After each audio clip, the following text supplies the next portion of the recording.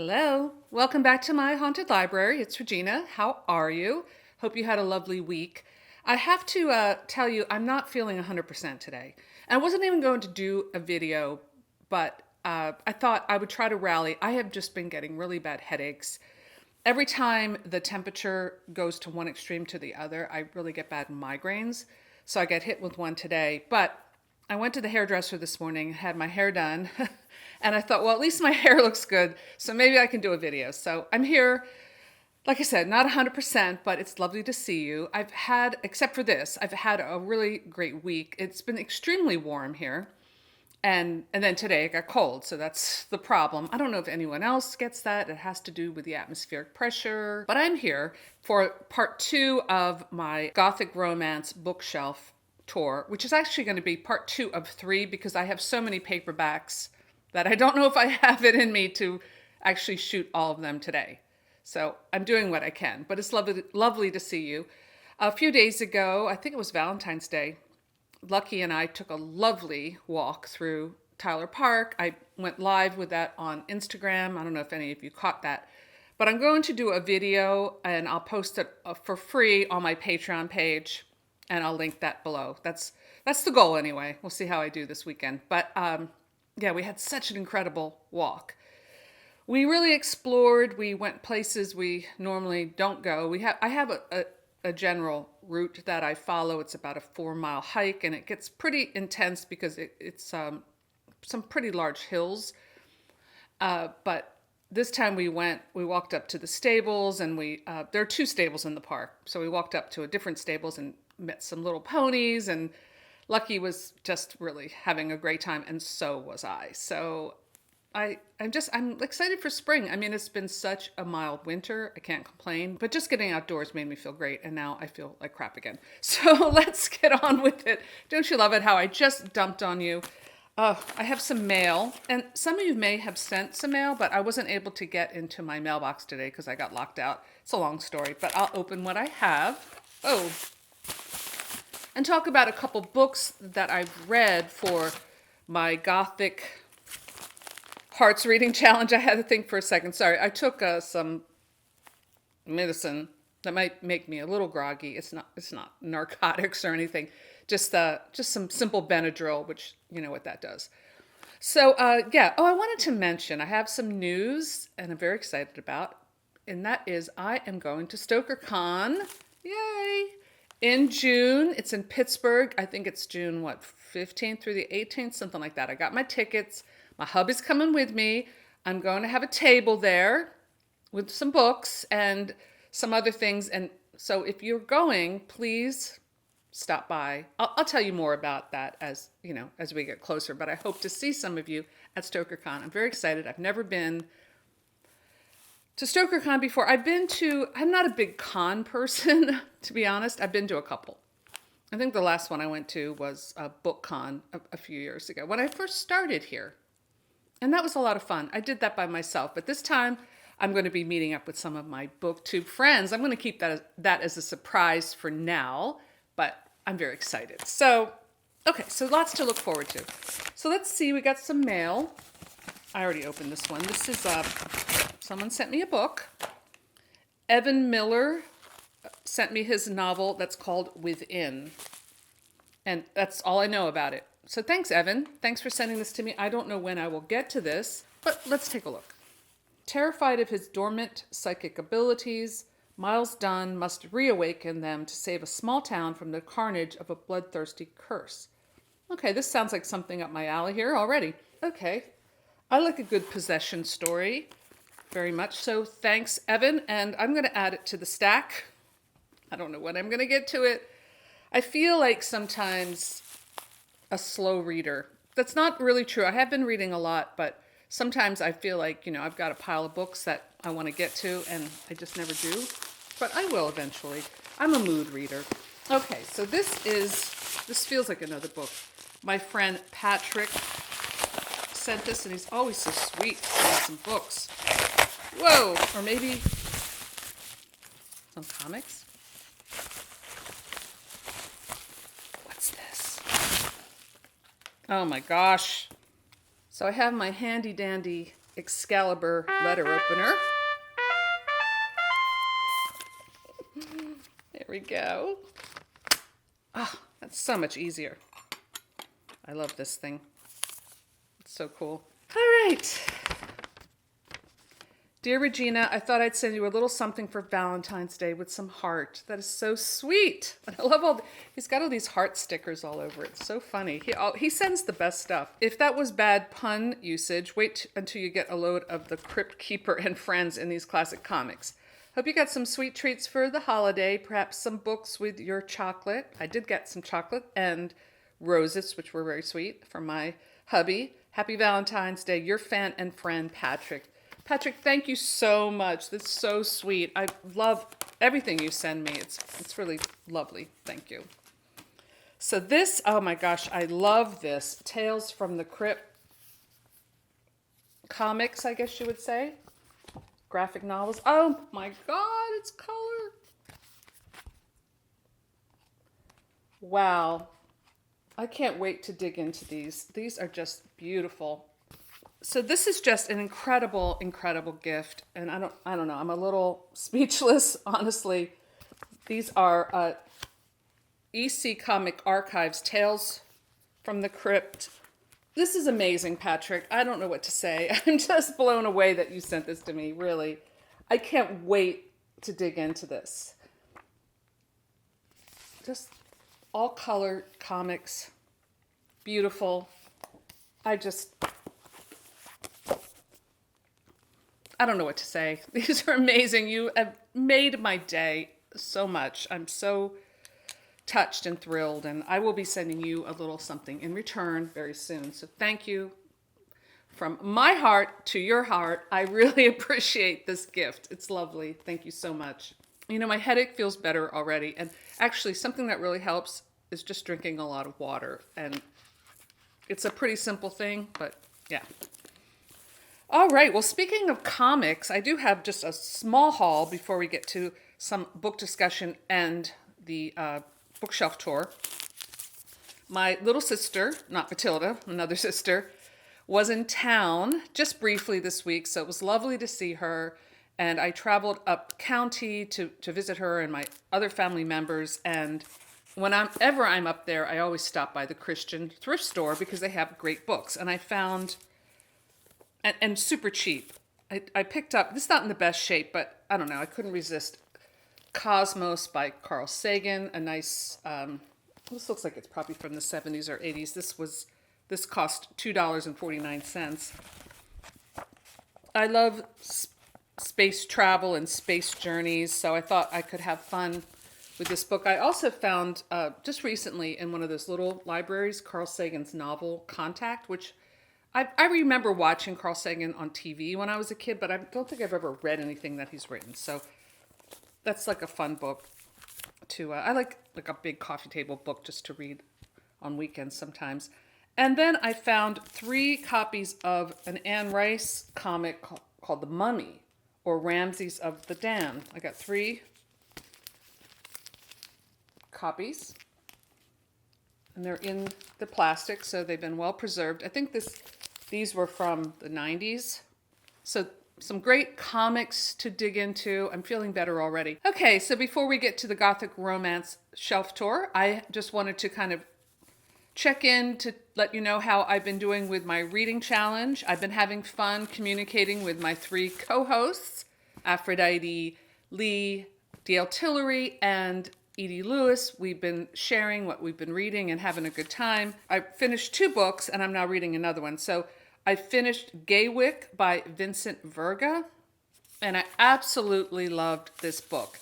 I got it on Kindle, and now I'm obsessed with finding one of those original copies that go for a lot of money. So I will be keeping my eye out for them, and I know this is a trilogy, so I plan to read the whole thing, or however many books there are in the series, because I absolutely loved Gaywyck. 5 stars. So Gaywyck, the first gay Gothic romance, treads firmly in beloved territory, both honoring it and reinventing it. And that is absolutely true. It really sticks to the formula, but adding new characters, obviously, and new relationships, and did it beautifully. Classic in style, Vincent Virga creates a world as authentic as anything penned by Du Maurier, retaining the creaking ancestral mansion and mysterious brooding master of the manor, while replacing the traditional damsel in distress with the young and handsome Robert White. Vincent Virga has been called America's foremost picture editor. He has research edited and designed picture sections for more than 150 books, and blah, blah, blah. What's amazing about this book, and perhaps that's related to his work in pictures, is the attention to detail of this mansion, Gaywyck. It takes place in New York, mostly in Long Island, where the estate Gaywyck is, and it's the turn of the century, it's the Gilded Age, incredible wealth. The details in the furnishings and the clothing and the food and the drink, it's just wonderful. So it's a rich environment and a beautiful story, well told, just enough camp to really satisfy and scratch that itch of the kind of stories that I absolutely love. I was riveted to the page. I appreciated the big twist at the end, and I kind of saw it coming, but it wasn't exactly what I thought it was. It takes a long time for like the sexual tension between these two characters to build. And I don't think they even got to the first kiss until like 80% in, which I was fine with because it was like just pulling on that thread the whole time. And then boy, does it explode at the end. And I loved it. It was great. Highly recommend Gaywyck. I'm ashamed that it's taken me this long to read it, but better late than never. Then I also read The Hacienda by Isabel Cañas, and this one I didn't like so much. Again, it's being compared to Du Maurier, and I didn't really see it.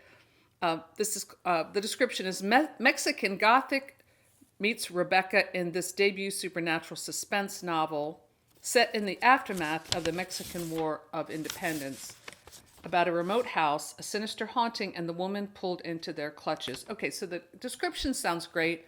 I didn't really like Mexican Gothic that much, and it has nothing to do with the Mexican part. It was just, I was thinking about why I didn't like this book. I'll talk about this book. Mexican Gothic was similar in a way, but one thing that Gaywyck really got right, that other, like the Victoria Holt story I got right, that Rebecca gets right, that my cousin Rachel gets right, is that the protagonist has to be an innocent who is corrupted by the environment or by a person.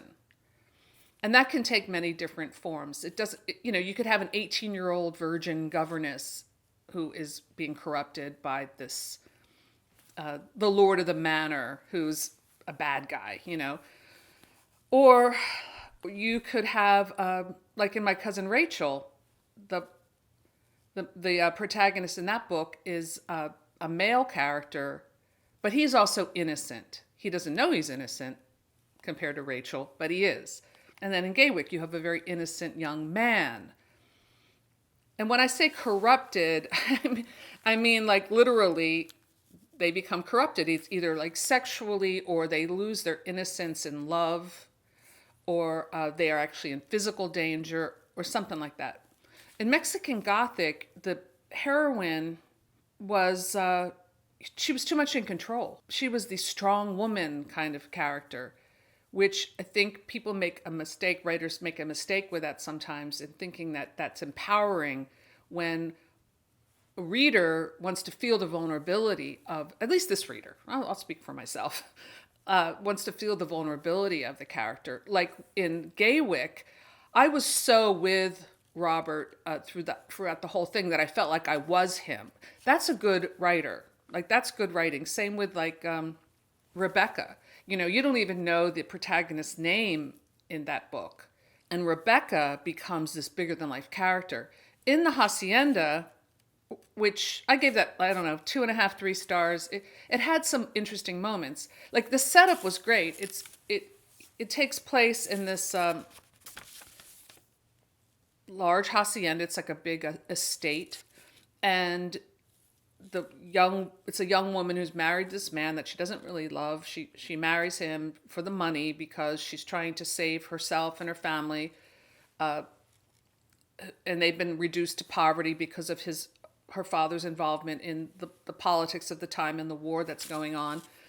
And where it's like right at the end of the Mexican War of Independence. And so she marries this man. So the setup is pretty classic.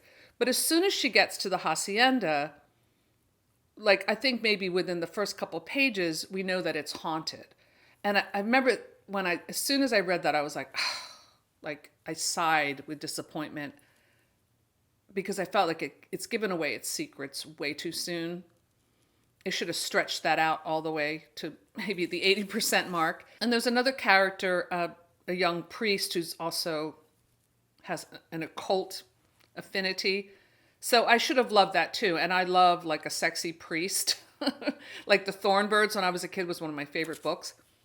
So I was anticipating this great, sexual tension building and the forbidden fruit kind of thing. And I couldn't wait, but it was really super flat. It just the character just stayed here and things happened to her, but I didn't care. It wasn't a complete negative experience, actually. Okay, so I chatted enough. My headache's actually feeling better just chatting with you today. And I think just getting that wonderful gift from Patrick really just lifted my mood so much. It was so sweet. Okay, so now it is time to show you my collection of paperback Gothic romances. Not all of them. I'll do a third part, but I'll show you quite a bit. So let's just cut to that right now.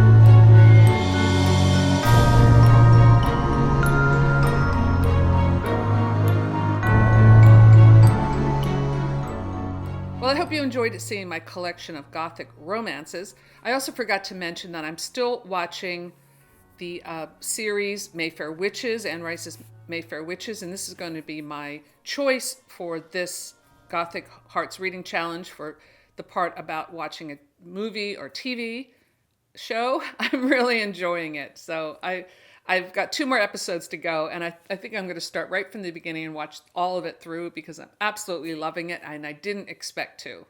Really am pleasantly surprised with that series. So let me know in the comments below if you're watching that, or if you've read any of the books that I've discussed today, or have any of my paperbacks. I would love to hear your thoughts.